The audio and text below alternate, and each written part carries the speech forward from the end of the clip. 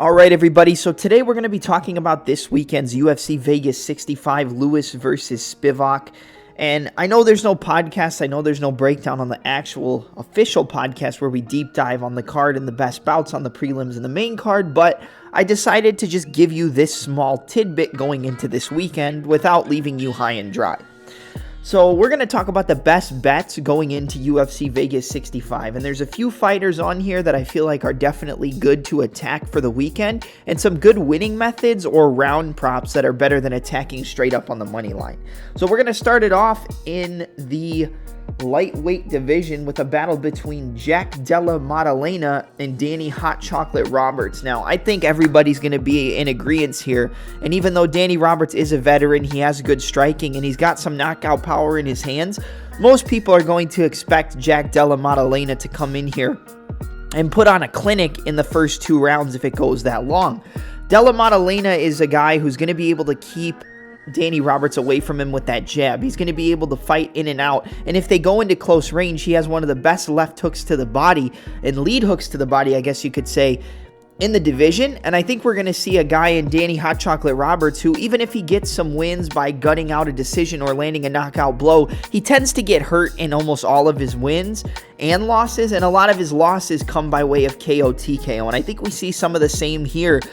I think the hand speed and the technique of Della Maddalena is going to be just too much for a guy in Danny Roberts to handle. Like, I know he's got power in his hands. I know he's technical in his own right. But the fact that he gets hurt in almost all of his bouts, and the prowess and the composure that Jack Della Maddalena has showed on the feet in such a short time in the UFC, I think Della Maddalena to win by KO, TKO, or you want to take Della Maddalena. I think the KO TKO prop is priced at minus 190, or you take the under 1.5 rounds, which is priced at around minus 125. The under 1.5 is a little bit more risky, but you don't want to play Della Maddalena on the money line where he's sitting at a minus 4, minus 500 favorite. So I think more than likely the finish would come in the first round. So you want to take that under 1.5 to give yourself that extra 2 minutes and 30 seconds into the second round for Maddalena to find a finish. Or you could go a little bit higher and play the minus 190 for Jack Della Maddalena to win by KO TKO. But that's my most confident play this week. Up next for the most confident plays on the card is going to be a money line on Charles Energy Johnson. He's sitting at a minus 165. You know, he came into the UFC going up against one of the hottest prospects in the UFC's flyweight division in Muhammad Mokaev. Came in as the current LFA flyweight champion. He had won the title and then gone on to defend it. Went into the UFC, fought Mokaev, and although he got taken down like 10 to 12 times, I believe, he still showed that he was in there to fight. And, he got dominated, but he didn't quit on himself.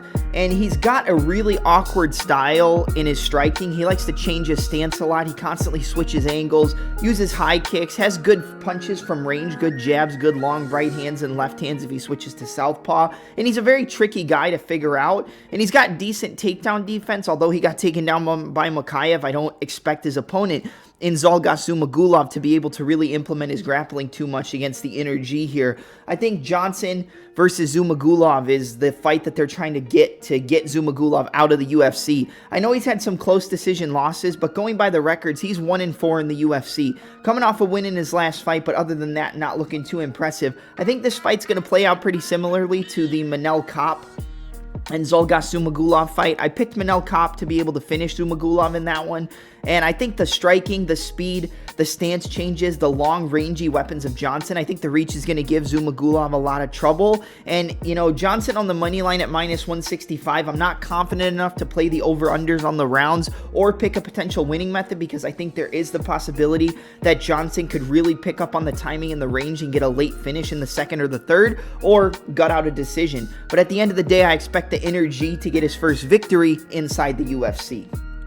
Up next is going to be a money line on Miles Johns. He's sitting at minus 165 on the money line, and going up against Vince Vendetta Morales. Like, look, I've just never really been impressed with Morales in his UFC career. He's got decent timing on the feet, some decent speed in his hands, but he has a lot of trouble when it comes to the low kicks, especially against guys who have a lot of power. And Miles Johns is that guy. He has a lot of power, really solid low kicks.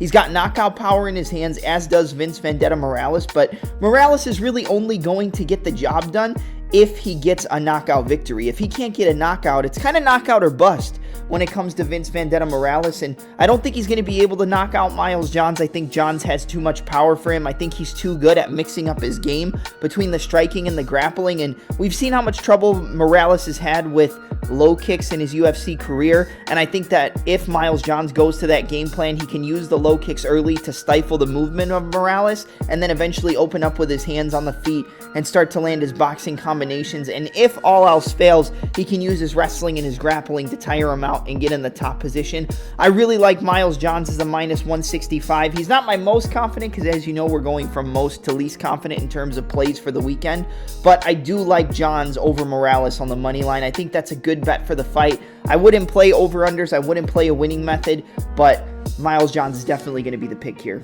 And the final best bet for the weekend is going to be Derrick the Black Beast Lewis to win by KO TKO. I'm going to be honest here, having it priced at plus 200 as the underdog, I think that's absolutely ridiculous. I definitely can understand why Lewis would be an underdog on the money line because of his recent performances in his UFC career, and he just really hasn't lived up to it lately. You know, if he has a little bit of adversity, he just seems to get knocked out or finished, and I know we've seen him come back from adversity against Alexander Volkov, but I think that was kind of a one and done. I don't expect him to be able to come back from that type of adversity at this point in his career, and although I could see Spivak taking him down using his wrestling and his grappling and really tiring out Lewis the longer the fight goes and eventually getting a ground and pound TKO. On the feet, Sergey Spivak doesn't really impress me. He doesn't have the best defense. We've seen him get clipped before. We've seen him get hurt, and if Lewis can time him stepping in on a takedown or shooting in on a takedown, I should say, with an uppercut like he did against Curtis Blades, or just time him stepping in and try to get him up against the cage and unload bombs like he did against Chris Daukaus,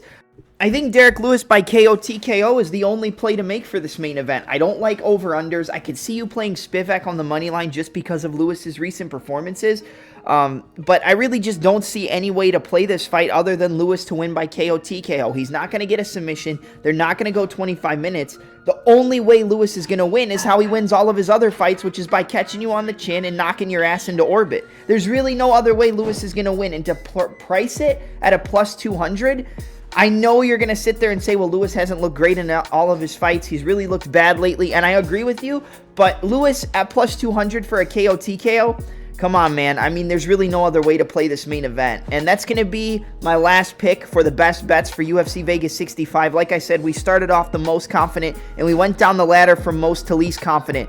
The main event is going to be my least confident. Number one, because lately my main event picks have sucked ass, aside from last weekend with Alex Pereira. Sometimes I hit it on the money, but most of the time they're not the best. So I obviously was going to put this main event as the last pick, but the best play is Lewis by KO TKO. You can tail me, you can go against me, you can ride with me and die with me, or go away from it. But at the end of the day, these are going to be the best bets and best plays for this weekend's UFC Vegas 65.